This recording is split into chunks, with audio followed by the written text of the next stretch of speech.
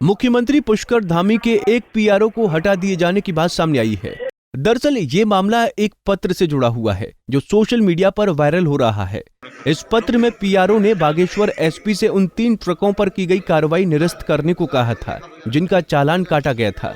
खड़िया से भरे 3 ट्रकों को छोड़ने के लिए कहने वाले इस पत्र के विवाद के बाद संबंधित पीआरओ को हटा दिया गया है और मामले की जांच के आदेश दिए गए हैं। वहीं विधानसभा के शीतकालीन सत्र के दूसरे दिन कांग्रेस इस मुद्दे पर सरकार को घेर सकती है। हालांकि नेता प्रतिपक्ष ने तो सरकार को सदन के बाहर से ही घेरना शुरू कर दिया और अपने बयान में सीएम ने तत्काल इस्तीफा देने की मांग की। जिस पर कल आप लोगों ने सदन में सरकार को घेरा था और इंस्पेक्टर भी हटा दिए गए जिन्होंने सही कार्रवाई की थी, आपका क्या कहना है?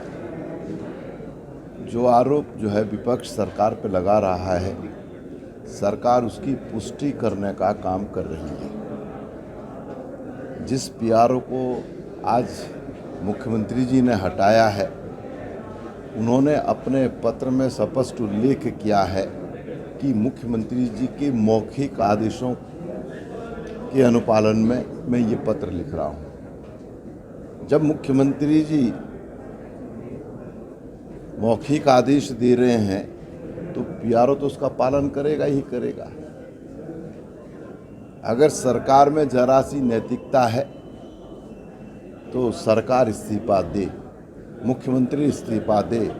सरकार खनन माफियाओं को जिस तरीके से संरक्षण देने का काम कर रही है, इस पत्र के माध्यम से सरकार की पोल खुल गई है। अब उस इंस्पेक्टर को भी हटा दिया गया जिसने कानून का पालन करने का काम किया है, तो आप अंदाज़ा लगा सकते हैं कि सरकार इस प्रदेश को किस तरीके से संचालित करने का काम कर रही है।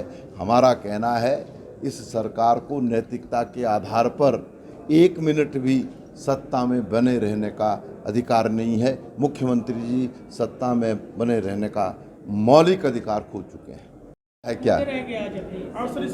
देखिए, मुद्दों की कमी नहीं है। मैंने कहा ना कि सत्र की अवधि बहुत कम है और इस कम अवधि में तमाम विषयों को सदन में उठा पाना बड़ा मुश्किल होता है, लेकिन फिर भी महंगाई को लेकर के, अतिथि शिक्षकों को लेकर के, इसके साथ साथ जो है जिस तरीके से पर्यटन के ऊपर सरकार प्रहार करने का काम कर रही है, पलायन को रोकने में पूरी तरीके से विफल साबित हो रही, तमाम विषय हैं। इन विषयों को हम सदन के अंदर उठाने का काम करेंगे। दरअसल मुख्यमंत्री के जनसंपर्क अधिकारी नंदन सिंह बिष्ट का बागेश्वर पुलिस अधीक्षक को लिखा पत्र इंटरनेट पर वायरल हो गया।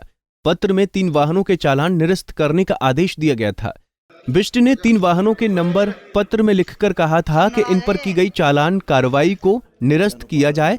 अब इस मामले में राजनीति भी शुरू हो चुकी है।